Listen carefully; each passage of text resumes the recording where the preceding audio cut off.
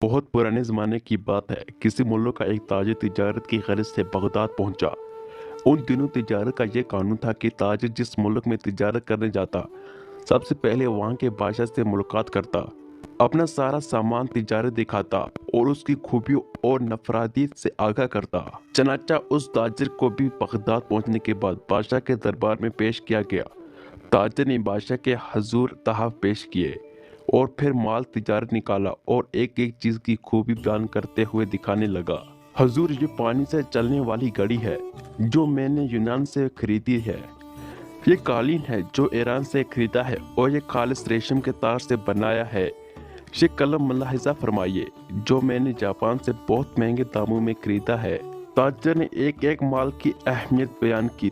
बादशाह ने मुस्कुराते हुए कहा, बहुत खूब, तमाम चीज़ें बहुत अम्दा नायाब हैं जो तुमने ईरान, यूनान और जापान से खरीदी हैं। लेकिन ये तो बताओ कि तुम्हें हिंदुस्तान में हमारी शायान शान कोई चीज़ नज़र आई?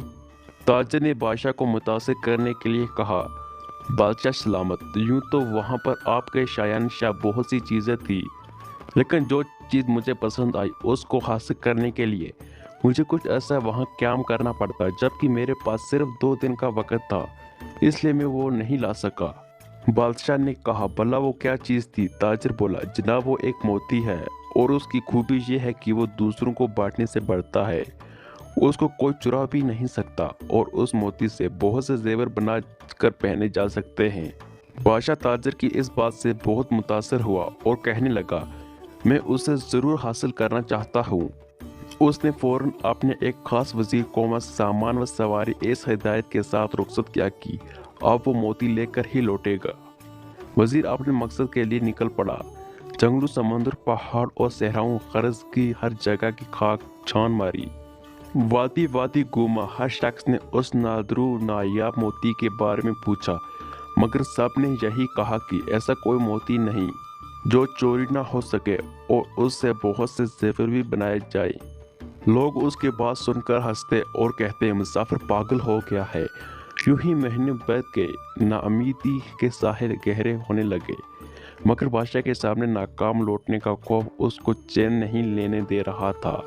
वजीर ने हर मुमकिन कोशिश कर ली कि उसे कोई ऐसा मोती मिल जाए, लेकिन न मिला। आखिरकार उसने वापसी का इरादा कर लिया। वजीर अपनी नाकामी पर जोर कता रोता जंगल से गुजर रहा था। रात खासी बीत चुकी थी और वो थक भी गया था।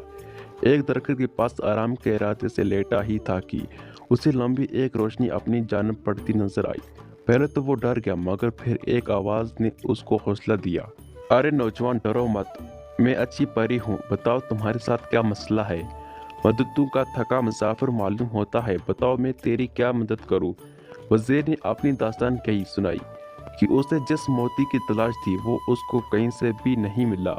अब अच्छी परी वजीर के सामने आ चुकी थी और वो वजीर की बात सुनकर बेसख्ता हंसने लगी और बोली, अफसोस कि तूने अक्ल से काम न लिया और महज एक मोती की तलाश में महीनों मारा मारा फिरता रहा। वजीर बोला, अच्छी परी, मैं तुम्हारा मतलब नहीं समझा। परी बोली, भले आदमी, वो मोती दरअसल इल्म का मोती है, लेकिन तो उसकी ज़ाहिरी शक्ल को तलाश करता रहा। इल्म तो एक ऐसी शय है जिसे हजारों नाम दिए जा सकते हैं। कहीं उसे फलदार दरख्त कहते हैं तो कहीं सूरज से तशबिया देते हैं और उसे समंदर भी कहा जाता है, लेकिन उसे कोई चुरा नहीं सकता। लेकिन इससे जेवर बनाने वाली सिफत? वजीर ने हैरत से पूछा। परी ने मुस्कुराते हुए कहा, इल्म की बहुत सी सफ़ात हैं, तुम उस मोती की सूरत को क्यों तलाश करते हो? याद रखो, हर शय की तासीर का ताल्लुक उसके नाम से नहीं बल्कि उसकी अंदरूनी खूबियों से होता है। इसी तरह इल्म भी एक नायाब मोती है कि जिससे ये हासिल हो जाए वो उससे ऐसी ही सज जाता है जिससे इंसान जेवर पहनकर सजता है और इसे कोई चुरा नहीं सकता, बल्कि ये तो बांटने से बढ़ता है, गढ़ता नहीं है। वजीर बड़े गौर से परी की बात सुन रहा था और भला आखिर कायल हो गया कि वाकई इल्म एक ऐसी मोती है कि जिसके पास वो हो वो दरअसल दुनिया की सबसे कीमती जेवर का मालिक बन जाता है। वजीर ने परी का शुक्रिया अदा किया, जिसके बाद अच्छी परी वहां से गायब हो गई। अब वजीर बहुत खुश था और अपनी कामयाबी के गीत गाता अपने मुल्क को रवाना हो गया। वहां पहुंचकर उसने बादशाह को इल्म के मोती के बारे में बताया और समझाया तो بادشاہ بھی پری کی بات کا قائل ہو گیا کہ صرف علم ہی وہ موتی ہے جسے کوئی چرا نہیں سکتا۔